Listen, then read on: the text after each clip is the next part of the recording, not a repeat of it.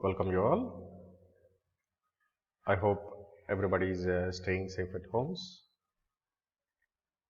Today's topic is measurement of high currents. The last topic in your unit 3. This will be in 3 separate short videos which you are required to complete it by today and tomorrow. At the end of this presentation, you will be able to explain different techniques that are employed to measure high AC, DC and impulse currents. There are different techniques which you do have in your syllabus for the measurement of high DC, AC and impulse currents. For the DC currents, we do employ Hall generators. For AC power frequency currents, we do employ the current transformers with a specialized design. And for high frequency AC currents and impulse currents, we do use specially designed resistive shunts, magnetic potentiometers, which are also called as Rogowski's coils, and very rarely we do use the magnetic links. Even though it is not there in your syllabus, you are supposed to have an idea on the magnetic links. We'll start first with the DC current measurements. We do basically employ the Hall generators for the measurement of high DC currents, which do work on the principle of Hall effect, which you might have seen in your engineering physics. This is the basic principle of operation of the Hall effect. It is just like a three-dimensional view. Assuming that it is a three-dimensional view, you take a conducting specimen and you allow a current to pass through this in this direction. So if a current is passing through your elements in this direction, which means that electrons are flowing in this direction, and you are applying a magnetic field in this direction, top bottom direction. So this is the direction of the magnetic field and this is the direction of your currents. So the electrons which are flowing in this material, because of the magnetic fields, they will experience a displacement. So the charges are going to be displaced and in a direction which is perpendicular to the direction of current and to the direction of the magnetic field. So the charges are being displaced in this direction. So if there is a charge displacement, it is considered to be an EMF generation. So that's what the principle says. If an electric current flows through a metal plate located in a magnetic field perpendicular to it, the Lorentz forces will deflect the electrons in the metal structure in a direction normal to both the direction of current and the magnetic fields. So the charge displacement generates an EMF in the normal direction. This EMF generated is considered to be termed as Hall voltage. See the same thing in the figure here. This is your conducting specimen. You are allowing a current to pass through it in this direction, and this is the magnetic fields. Now here you are experiencing a EMF at the other two ends of your conducting elements, other two faces. So this is VH. VH is proportional to magnitude of current and the magnitude of the magnetic fields. So VH is proportional to I into B. The higher the current or the higher the magnetic field, the higher will be the voltage. And it is inversely proportional to the thickness of your specimen. So the lower the thickness, the higher will be the voltage. So VH is proportional to I into B by D. And this generated EMF or the Hall voltage, it varies with the type of material which you are using for the conducting elements. Normally in metals we do experience low EMF, whereas in semiconducting materials it is observed that the EMF is quite higher. So this is called as Hall coefficient. This proportionality constant is called as Hall coefficient, and it is considered to be higher in semiconducting materials. So that's why semiconducting materials are generally employed because of their higher Hall coefficient. So the same has been mentioned here. And the last point, semiconductors are used as their Hall coefficient. as their Hall coefficient is higher when compared to that of metals. So VH is equal to R into B into I by D. Now this particular principle of Hall effect is being utilized for the measurement of high DC currents. Now see, this is a magnetic core structure. If you carefully observe, this is a magnetic core structure which is having a small air gap here. Now let us suppose I is the current which you are going to measure, capital I. This is the high DC current. This high DC current is allowed to develop this magnetic fields B. So this I is developing your magnetic field here. So this B is proportional to the I which is being measured.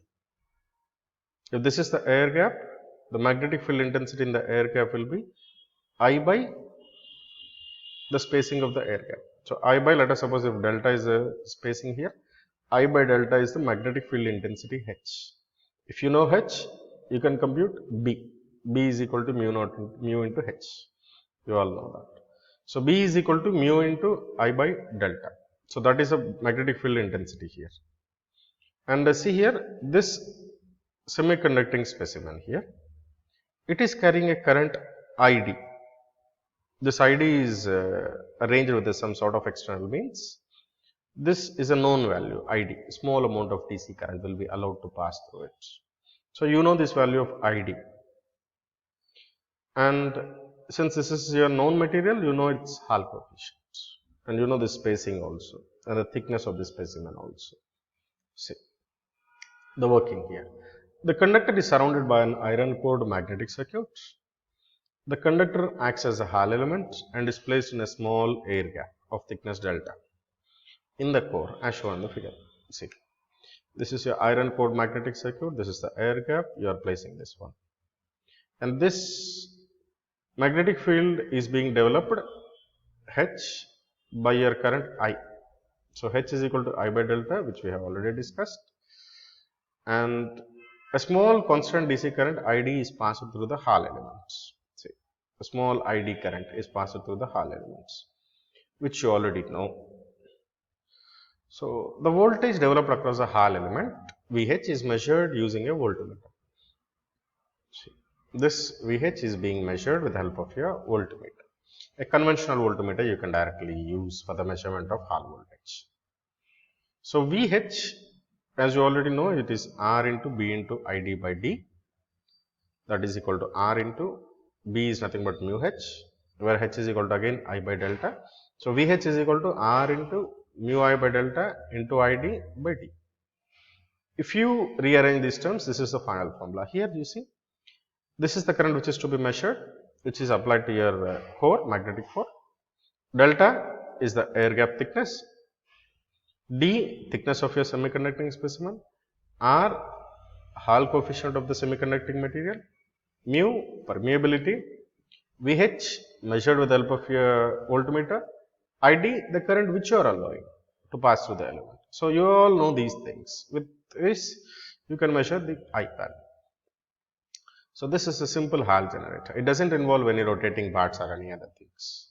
It is a simple technique. Now coming to its advantage and limitations. You see here, these are solid state devices. So absolutely there is no wear and tear due to the absence of moving parts. And they are also maintenance free. They are very immune to vibration, dust and water. And they are very, very robust. So they can be easily utilized for the measurement of high DC currents. And coming to the limitations, since these are semiconducting materials, temperature is going to have a major impact on the characteristics. So if the temperature varies, the resistance of the semiconducting element varies, thereby it gives erroneous results. So make sure that the temperatures are not varied too much. And the other one is the magnetic fields, external magnetic fields. Since you are already dealing with the magnetic field there, make sure that it is not being influenced by your external magnetic fields. So only two limitations as of now. One, make sure that your material, your entire apparatus is free from external magnetic fields and any temperature deviations. That's it. Regarding your Hall generators, principle of operation, basic equation, Hall generator circuit, specific things, followed by advantages and limitations for the measurement of high DC currents. Moving ahead with the current transformers. You all know the current transformers are extensively used for the measurement of high AC currents because they don't involve any power losses like the current shunts. And they can easily measure heavy currents unlike your conventional meters. So whenever you are using these things in high voltage engineering, you do follow a specific design, a different design when compared to the conventional ones. See here, this is the current transformer with electro-optical signal converter. A very big name, you can get used to that one. This is generally employed for EHV systems. This is giving us an accuracy of nearly plus or minus 0.5%, a very precise instrument. So what you are doing here is, this is 2 is the current transformer. This current transformer, if you carefully observe, this measures the major current, the main current in your EHV conductor. One is the EHV conductor. So it is measuring the current here. So you are getting an analog signal from your current measurement, from your CT. This analog signal, see here, number 5 is your ADC, analog to digital convert. So this analog signal is converted to digital data. This digital data, if you carefully see, this 7, the small line is 7. 7 is electro-optical glass fiber, which means the digital data is transferred over this optical fiber. You know these electro-optical fibers, they can transmit electric signals at light speed. So very precise transmitting, very fastly transmitting. So the data, digital data is being transferred over this cable to some distant place or your laboratory setup. Here again this digital data is converted to analog data. See here, 9th one is digital analog converter. So current transformer, analog data, converted to digital data, transmitting it over cable, again converting to analog data, and again giving it to your indicating or recording units. In conventional methods, this 10 will be directly in combination with your 2. But here what you are doing, you are using a special arrangement here.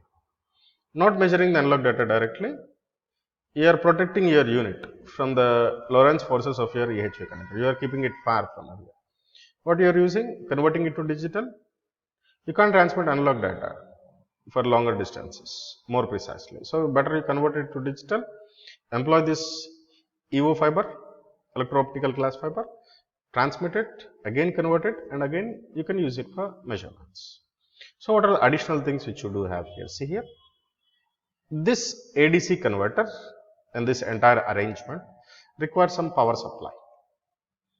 So it draws current from the main lines. For that, what you do require is nothing but, see here, there are 2 transformers which provide power to this entire units. One is 3 power supply CT, 4 power supply PT. So these 2 act as a power supplies to this entire ADC, DAC and this transmitting unit. And 6th one, this is your insulator for your EHV, providing insulation. And see here 8, this is series high ohmic resistance for protecting your device. So I hope now you have understood what is all these things. Now see here, a voltage signal proportional to the measuring current is generated. Generating signal is transmitted to the ground side through an electro-optical device. Light pulses are transmitted by a fiber bundle to a photodetector, again converted back to analog signal and measured using recording instruments. You can go through these things, you can easily get it.